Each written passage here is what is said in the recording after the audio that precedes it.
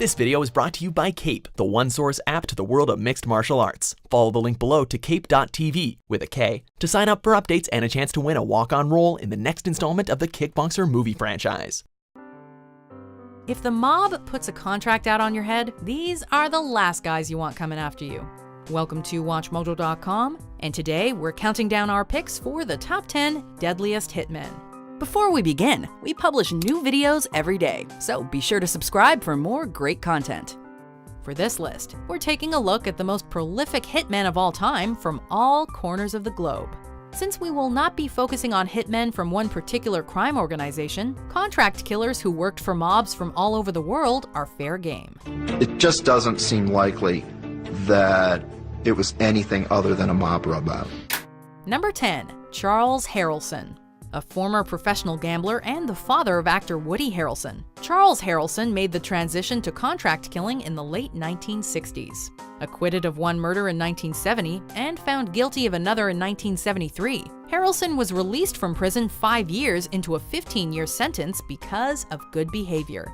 His career as a hitman reached its climax with the murder of John H. Wood Jr., a U.S. district judge, whom he shot dead outside of the judge's townhouse in 1979. Sentenced to 2 consecutive life terms, Harrelson made an unsuccessful escape attempt while in prison before dying of heart failure in 2007. Number 9. Giuseppe Greco.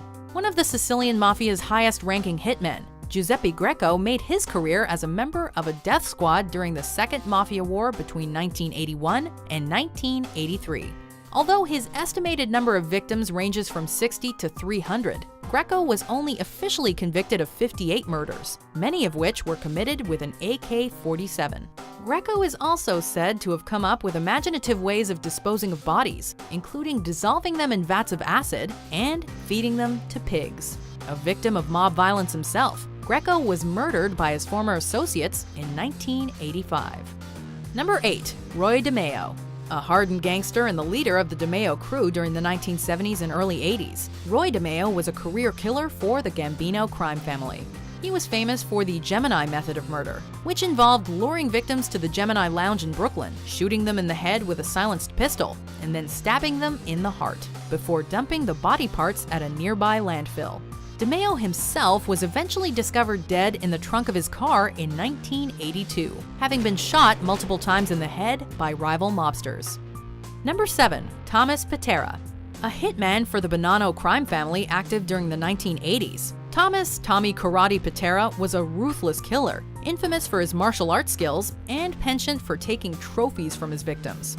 Suspected of nearly 60 murders, Pitera was a methodical killer who studied dissection and made use of a special toolkit to dismember the bodies of his victims.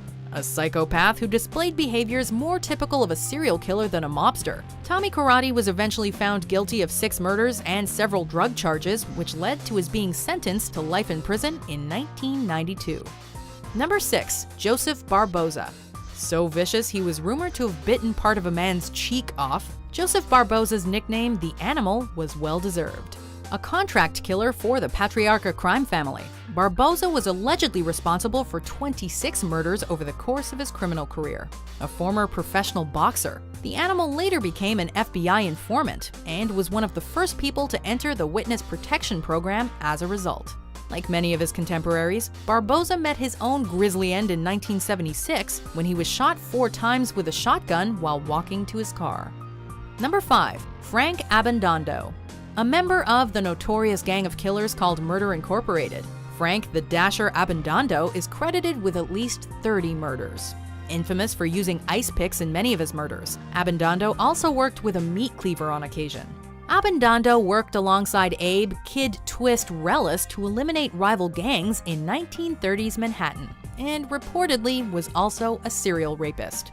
Unfortunately for Abbandando, the law eventually caught up to the Dasher, and he was given the death penalty via electric chair in 1942. Number 4. Giovanni Brusca. A modern-day Italian mafia hitman, Giovanni Brusca was a sadistic murderer who claimed to have killed 200 people during his bloody career. In addition to killing Italian prosecutor Giovanni Falcone in 1992, Brusca is especially notorious for kidnapping, torturing, and murdering an 11-year-old boy. He also helped orchestrate a series of terrorist attacks against the Italian government in retribution for their crackdown on organized crime.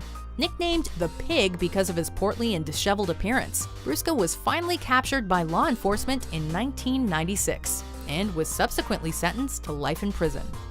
Number 3. Alexander Solenik.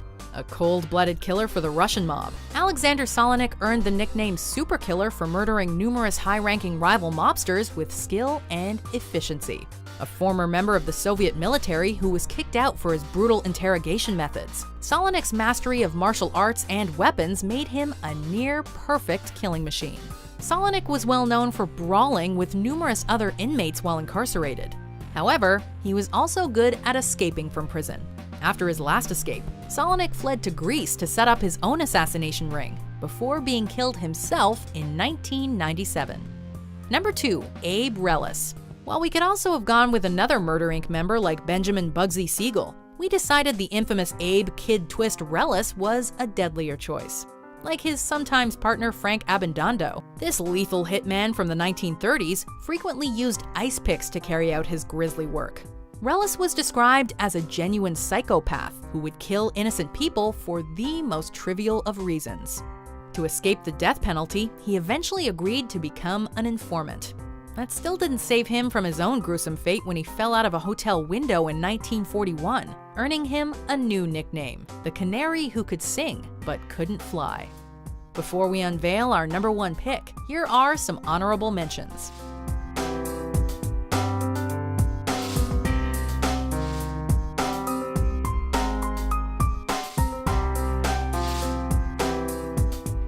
Number 1. Richard Kuklinski. Few hitmen inspired the same kind of fear that the Iceman did.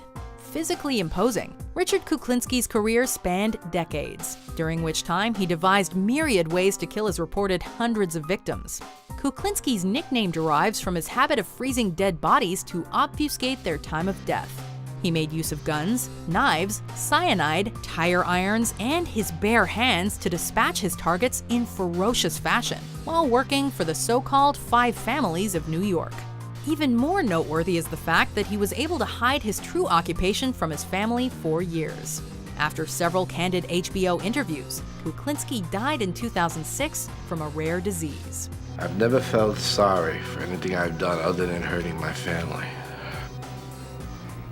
The only thing I feel sorry for.